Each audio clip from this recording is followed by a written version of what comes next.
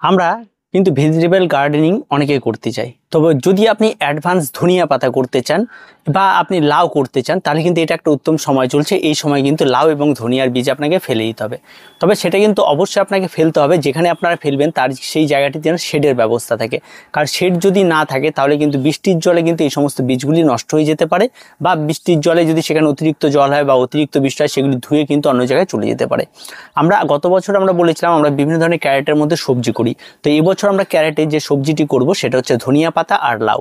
তো আমাদের যে ক্যারেটের উপরে ঘরটি বানানো ছিল সেটা আপনাদের আগের বছরও দেখিয়েছিলাম যে একটা সহজভাবে আপনারা এভাবে তৈরি করে নিতে পারেন যেখানে অতি সহজে সবজি করা যায়। তো গরমে প্রচুর সবজি করা হয়েছে, এবার শীতে স্টার্ট করা হচ্ছে আবার সবজি। তো এর জন্য আপনাদের নিচে যে মাটিটি রয়েছে সেই মাটিটিরই কিন্তু আমি আর পরিবর্তন করছি না। এই অবস্থায় মাটিতে অতিরিক্ত খাবার আমি ব্যবহার করব না। প্রথম অবস্থায় এই মাটিতে যে সমস্ত নোংরা আবর্জনাগুলি হয়েছে সেগুলিকে আগে খুব ভালো করে পরিষ্কার করে নিতে হবে, এবং এইগুলি পরিষ্কার করার আগে ভালো করে একটা কোনো কিছুতে নিড়িয়ে নিতে হবে, শিকড়গুলো আগলা করে দেবেন, তারপর টানবেন।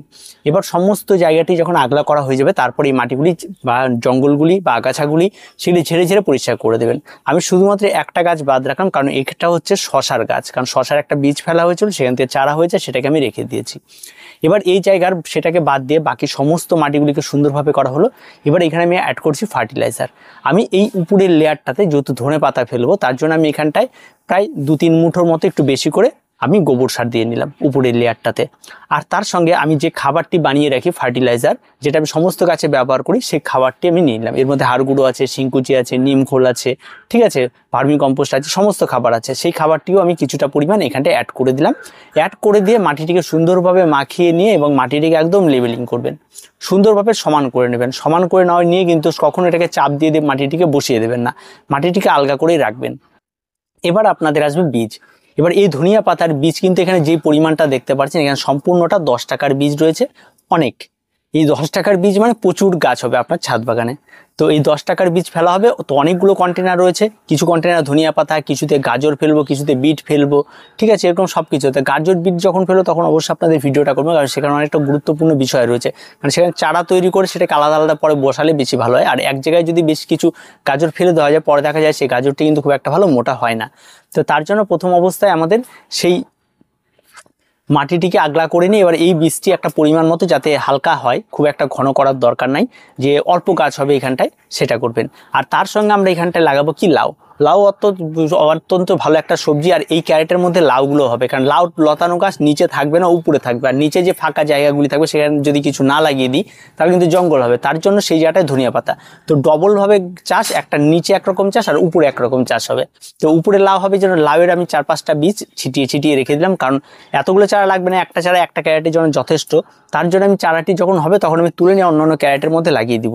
আর প্রত্যেকটা ক্যারেটে আমাদের এবার সিস্টেম থাকবে, একটা ক্যারেটের মধ্যে থাকবে ধনিয়া পাতা, একটা ক্যারেটের মধ্যে গাজর, একটা ক্যারেটের মধ্যে বিট, এইভাবে প্রত্যেকটা ক্যারেটের নিচে নিচে বিভিন্ন ধরনের সবজি, আর তার উপরে থাকবে হচ্ছে লাউ। তো সিম আমরা লাগাতে চেয়েছিলাম, তো সিমটা এখন লাগানোটা স্টপ, কারণ ভালো বীজ পাওয়া যায়নি, তার জন্য আর আনা হয়নি। তো এইভাবে আমরা বীজগুলি ফেলবো। এবার বীজ ফেলা আগে ধনিয়া পাতার যে বীজগুলো আছে আমি সরাসরি এখানে ফেলে দিলাম। যদি আপনার মনে করেন এই বীজগুলিকে ভিজিয়ে রাখবেন এবং পরের দিন ফেলবেন সেটাও করতে পারেন। এবার ভিজিয়ে বীজটি ছিটিয়ে দেওয়ার পর হালকা সেখানটা গোবর সার বা কিছুতে এটাকে একটু ঢেকে দেওয়ার চেষ্টা করবেন। তার কারণ হচ্ছে বিভিন্ন ধরনের পাখি পায়রা তারা এসে কিন্তু এই বীজগুলিকে খেয়ে ফেললে কিন্তু আর আপনি আর পাবেন না। অনেক সময় হয় এমন যে বীজ ফেললাম বীজ নেই বা চারা হলো না কেন, তার কারণ হচ্ছে পাখিতে এসে সেগুলি ঠুকে ঠুকে খুঁটে খুঁটে একদম সবগুলো খেয়ে ফেলে। তার জন্য হালকা একটু ঢাকা দিয়ে রাখবেন এবং তারপরে সেইখানটায় আপনারা উপরে একটা সুন্দরভাবে জলে দিবেন, একটু ছিটিয়ে ছিটিয়ে হাত দিয়ে হোক, জল দিয়ে একটু বেশি করে জল দেবেন, যে যাটা একটু কাদা কাদা টাইপের হয় এবং ভিজা থাকে একটু বেশি টাইম। আর লাউয়ের বীজগুলোও ঠিক তাই, খুব বেশি গর্ত করবেন না, হালকা গর্ত করে সেগুলিকে পুঁতে দেবেন, পুঁতে দিয়ে সেগুলো রেখে দেবেন। এগুলো সমস্তটা ভিজে গেলে অন্তত 7 থেকে 8 দিনের মধ্যে এগুলো সমস্ত কিছু জার্মিনেশন হয়ে যাবে। এবার যেহেতু এটা আমার বাইরে করা আর যেহেতু এর উপর আমার ঘর করা আছে, তাই উপরে আমি একটা পলিথিন বা যে কোনো একটা কিছু, যে কোনো কিছু থাকে আপনার বাড়িতে, সাদা পলিথিন হলে হবে, যে কোনো পলিথিনতে একটা শেড দিয়ে দেবেন। কারণ এই শেডটা দিলে কি হবে, ওই মাটিটি যে নিচে রয়েছে চট করে একটু শুকিয়ে যাবে না, এটা একটা ভেজা ভেজা ভাবটা অনেক টাইম ধরে রাখবে। আর কড়া সূর্যালোকটাও পড়বে না, যার ফলে বীজগুলি আরো শক্ত হয়ে দাঁড়াবে না, যার ফলে কিন্তু জার্মিনেশন খুব তাড়াতাড়ি, তার সঙ্গে সঙ্গে বৃষ্টির হাত থেকেও কিন্তু রক্ষা করবে। তো এই এতগুলো টিপস যদি আপনি মেনে যদি আপনি বীজগুলি ফেলতে পারেন, মনে হচ্ছে আপনার অনেক কঠিন, কিন্তু এটা একবার শুরু করে দিলে খুব সহজ হয়ে যাবে। তাহলে কিন্তু আপনার সেখান থেকে চারা তৈরি করাটা খুব সহজ। তো এই ধনেপাতা এবং লাউ এই ক্যারেটের মধ্যে একসঙ্গে দুটোই করা যেতে পারে। তো এই আইডিয়াগুলি যদি আপনারা নিতে চান তাহলে অবশ্যই চ্যানেলটিকে ভিজিট করুন। এবং আগামীতে দেখবেন আমরা এর আগেও এই ক্যারেটের মধ্যে প্রচুর ঝিঙা লাগিয়েছি, কয়তা লাগিয়েছি, প্রচুর সবজি আমরা খেয়েছি। এবছর আমরা লাউয়ের উপর অভিযান করেছি। এবার লাউ আমরা কী পরিমাণ খাবো, তো লাউ দু রকমের ভ্যারাইটির আনা হচ্ছে, একটা হচ্ছে গোল, একটা হচ্ছে লম্বাটে, দু রকমই লাগানো হবে। দেখা যাচ্ছে ফলন কী হচ্ছে। আর আমি আগেও বলেছি আমার সাইডে যে উপরে বাঁশের একটা হচ্ছে তার উপরে কিছু গাছ উঠিয়ে দেবো। এভাবে আমাদের চলবে গার্ডেনিংগুলি। আর অবশ্যই ভেজিটেবল গার্ডেন্সের উপর এবার একটু জোর দেওয়া হচ্ছে। আর যারা যারা এখনও বীজ ফেলেনি, তার যদি মনে করেন যে শীত আর একটু পড়ুক তারা ফেলে, সেটাও করতে পারেন, তাতে কোনো অসুবিধা নেই। এখন যেটা ধনিয়া পাতা ফেলা হবে সেই ধনিয়া পাতাটা কিন্তু খুব তাড়াতাড়ি আমাদের খেয়ে ফেলতে হবে। এগুলিকে তুলে নিয়ে আবার বীজ ফেলবো, একই জায়গায় আবার হবে। এইভাবে অল্টারনেট কিন্তু বারবার করে আমাদেরকে করতে হবে। তো এক গাছ খেতে হবে, আবার লাগাতে হবে, এগুলি করতে হবে। আর যখন আপনার মোটামুটি মানে নভেম্বর মাসের দিকে যে বীজগুলি লাগাবো, সেই বীজগুলি থেকে কিন্তু গাছগুলো অনেক দিন বেঁচে থাকবে, ওই গাছগুলো অনেক সুস্বাস্থ্যবান গাছ হবে। এখন যে সমস্ত বীজগুলি ফেলবো এগুলো থেকে যে গাছগুলো হবে সেগুলো খুব একটা ভালো সুস্বাস্থ্যবান গাছ হবে না, কারণ গরমের ভাবটা থাকবে, তারা সব কিছুকে সহ্য করবে। যার ফলে আবার এমনও বিষয় থাকে যে বীজটি জার্মিনেশনেরও কিন্তু সমস্যা হতে পারে। তো সব গাছে বীজ জার্মিনেশন হবে এমনটা নাও হতে পারে। তো অবশ্যই আপনারা এগুলি এখন ফেলতে পারেন, বা এইভাবে আপনারা ফেলুন, আপনার যে কোনো কন্টেনারে ফেলুন বা যে কোনো একটা জায়গা। আর যদি শেড থাকে আপনার ছাদ বাগানে তাহলে অবশ্যই ফেলে দিন। তাহলে আপনি অনেক বাজারে ধনিয়া পাতা ওঠার অনেক আগেই খেতে পারবেন, এবং সেটা অনেক দাম হয়তো বাজার থাকবে, তখন আপনি সুন্দর ধনিয়া পাতা আপনার ছাদ বাগানেই খেতে পারবেন। আর সম্পূর্ণটা অর্গানিকভাবে, এখানে কোনো রকম কোনো রাসায়নিক সার কিচ্ছু ব্যবহার করা হবে না। এভাবেই আপনারা করুন, দেখবেন আপনাদের গাছ অত্যন্ত সুন্দর হবে।